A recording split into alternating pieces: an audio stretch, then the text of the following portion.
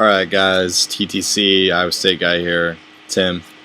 I'm going to do a quick recap of last night, week 1 Iowa State.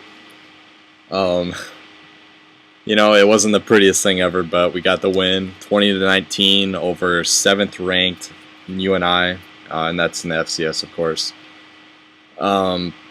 Just a few things, it was sloppy, that's to be expected. Steele Jance, you could tell he was pretty nervous out there, but the O-line did him no favors whatsoever. And one thing that was really hurting us was our starting, I believe he's a right guard, Hayworth Hicks, was out for undisclosed reasons. It was disciplinary.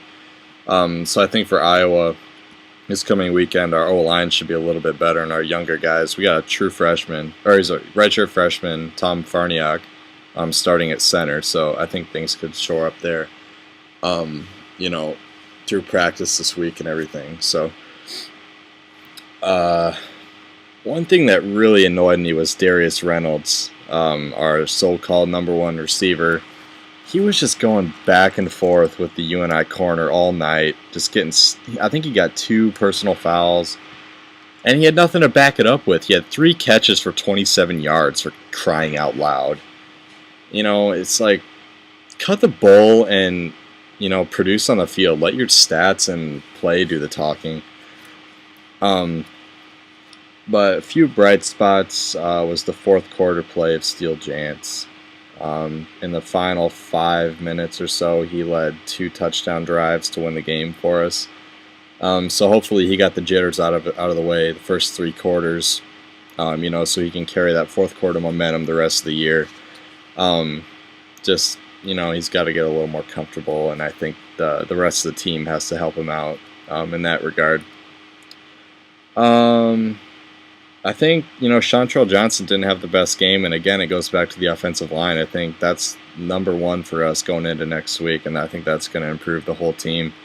But one nice bright spot was James White, a backup running back out of Skyline in Dallas.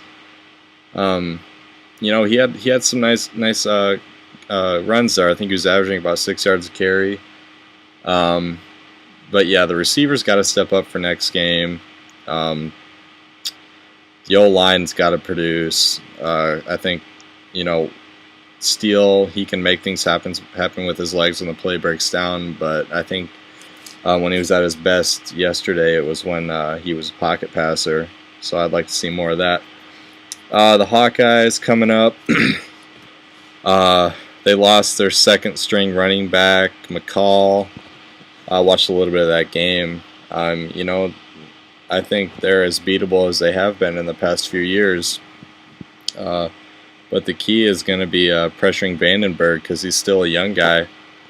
And I think that's going to be, it's going to test our front 7. And we did lose Rosie Majit last night to a fairly serious knee injury, so he's not going to be back. So some guys are going to have to step up big time, I think. Secondary played really well, so they're going to have to challenge those taller receivers that Iowa's got, Keenan Davis and Marvin McNutt in my butt. So, yeah.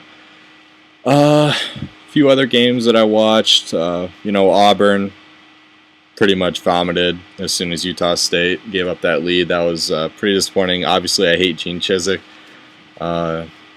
He's a fucking douchebag. What else can you say? I didn't even really watch the LSU Oregon game. Didn't really get into that too much. I did watch the Baylor game. That was pretty fun. Right now I'm watching the SMU A&M game, pulling for the Ponies, but got 10 minutes left here in the 3rd quarter, and they're down by 22. So I think that one's going to get out of hand pretty soon. It was kind of funny to watch the Golden Domers lose yesterday because me and my dad, big Iowa State household, my parents went to Iowa State. We just hate Notre Dame, so it's really funny to watch them lose. NC2AF Productions, I know that you're a Notre Dame guy.